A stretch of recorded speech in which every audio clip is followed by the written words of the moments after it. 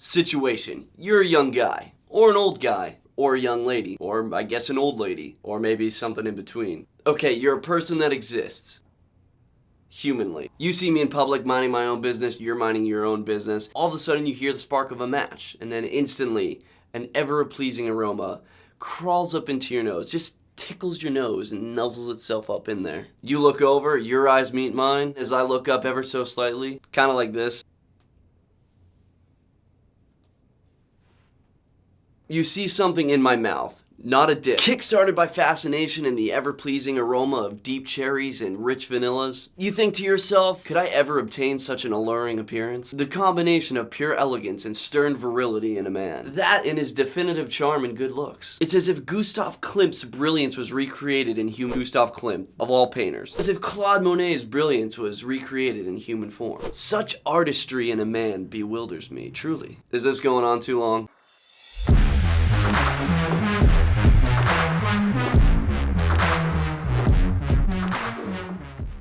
Welcome to the show. My name is Adam and this is Get Piped, where we, well, love to pipe. You're getting piped, your parents are getting piped, sisters are getting piped, brothers getting piped, kids are getting piped, neighbors, bosses, in-laws. Here, no one is safe from the pipe, but it's the pipe that saves us.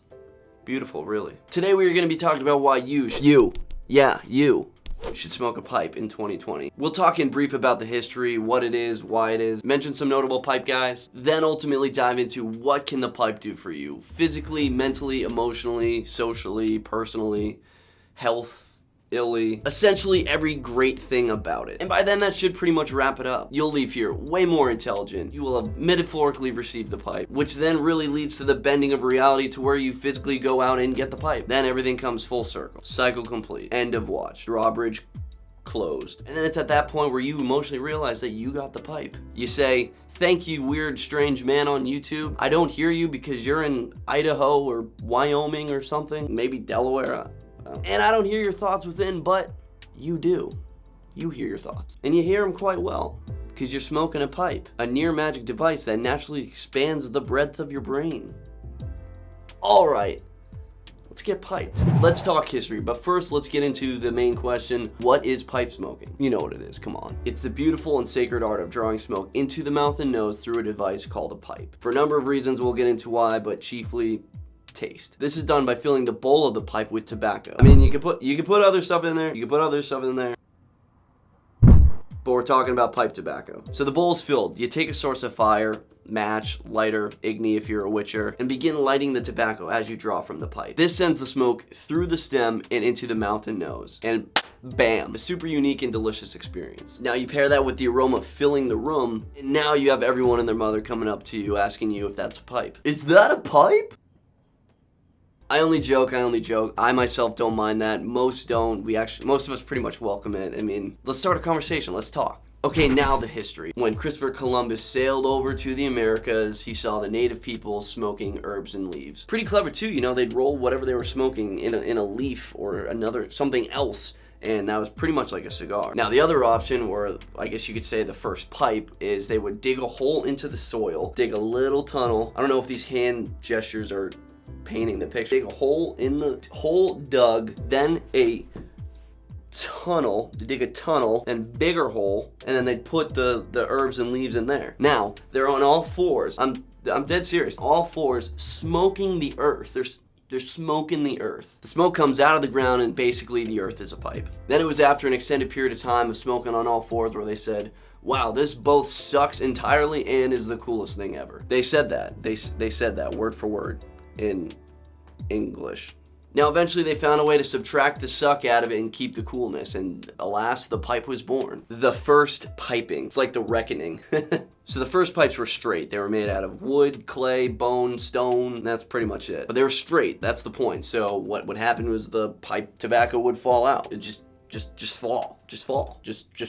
And now we're back to suck. They made it unsuck by bending the pipe upward, bending and molding the pipe upward. Put the tobacco in, you know, smoke it, it wouldn't fall out. And long story short, they repeated that process over a bunch of times. Process of taking what sucked, making it unsuck so they could suck without the suck. Were you quick enough to catch that one? Now we're talking some notable pipe smokers throughout time. Buzz Aldrin. I put up a 1 not because he's like the #1 pipe smoker. Buzz Aldrin, American astronaut. Alexander Graham Bell, Scottish born, American inventor. Walt Disney. Yep. Walt Disney. King Edward VIII, King George VI, Albert Einstein, everyone knew that. T.S. Eliot, President Gerald Ford, Sigmund Freud, Friedrich Hayek,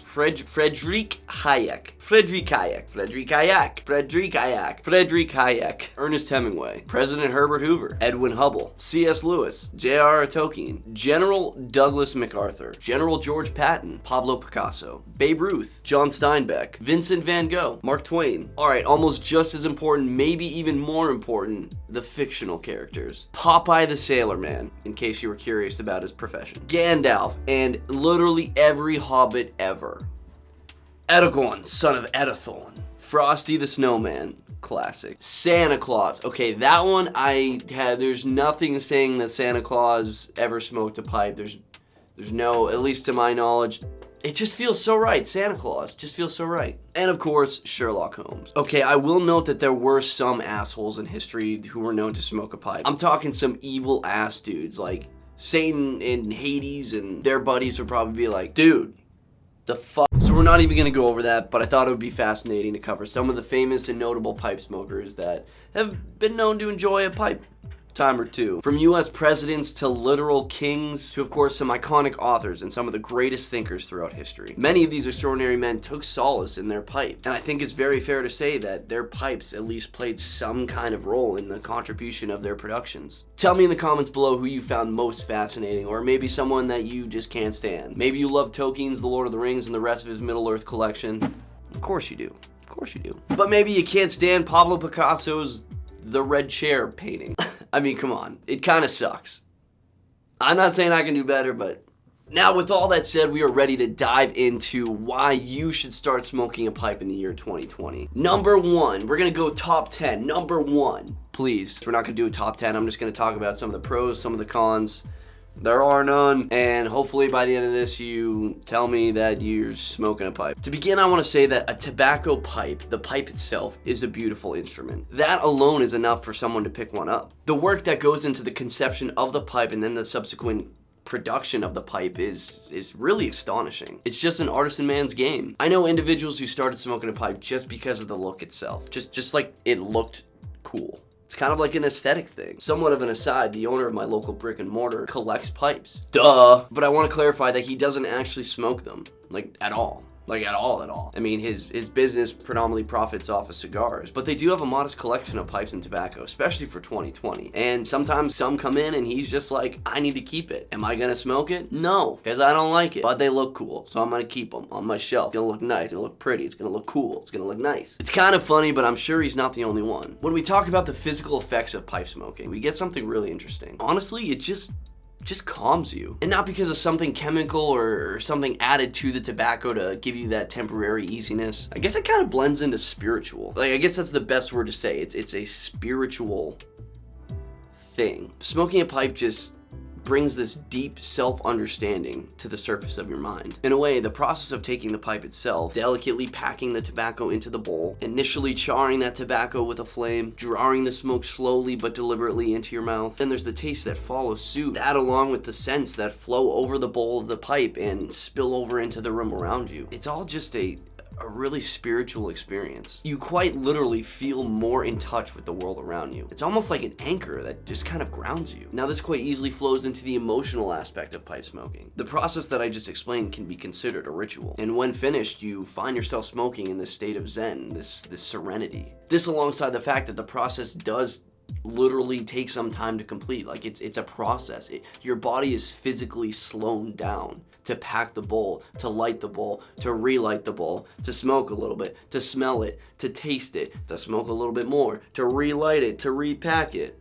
It's all a slow process, but it's beautiful. It really is. In our busy lives dealing with school, work, our bosses, our employees, our kids, our loved ones, hell, even ourselves. Sometimes we find ourselves incapable of slowing down, like on autopilot, just dealing with, well, life. And from strict bosses to harsh professors, worrying about the upcoming election, remembering the fact that you skipped the gym the past couple of days, maybe months or years, we just can't let go. We just struggle to just relieve that weight off of our chests, off of our minds. While I won't make the claim that a little wooden instrument will solve all of your problems, I will say that it is capable of some extraordinary things. You know what? I will claim that it does give you the opportunity to solve those problems, or at least guide you to the solution. By that I mean the natural virtue of slowing your body down, slowing your mind down. You're able to think clearly. You're able to decide what you need to do to better your life, to solve a problem, to come up with some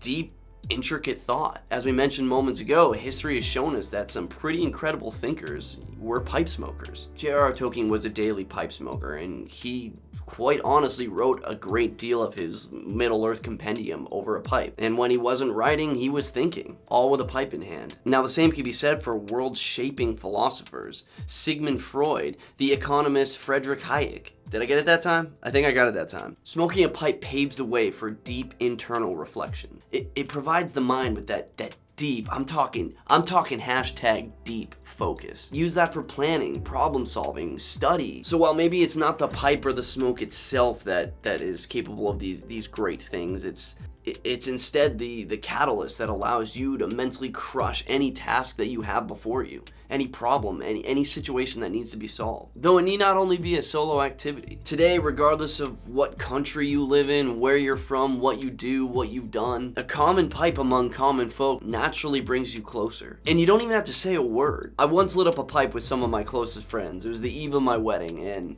and we all just sat there quietly smoking our pipes. We didn't have to say anything. We didn't need to. It wasn't a solemn, bleak, gloomy smoke. Quite the opposite. Though we spoke little and joked less, we all just really enjoyed the quiet time together, the quiet smoke. We were all in this ritual state where each man was free to their own thought, their own personal celebration and appreciation of me, on the eve of my big day. And of course, that's just one side of it. Other times we got the pipes out, the things are billowing smoke, our mouths are burning, pints of porter are being passed around the campfire. Regardless of the activity, when in good company and you got a pipe in hand, a natural sense of fellowship emerges. Now finally, I think it's important we touch on the impact a tobacco pipe can have on your health. First thing to understand is that the government loves executing its power, and one way of doing that is telling people what you can and can't do. While at the present time they haven't actually banned it, they have taken several steps towards that goal, or at least they've made significant steps towards encouraging you to not do it. Now they do this quite successfully under the guise that it's bad for your health, it can cause cancer, it's this, it's that, it's this, it's that. One important thing to note is that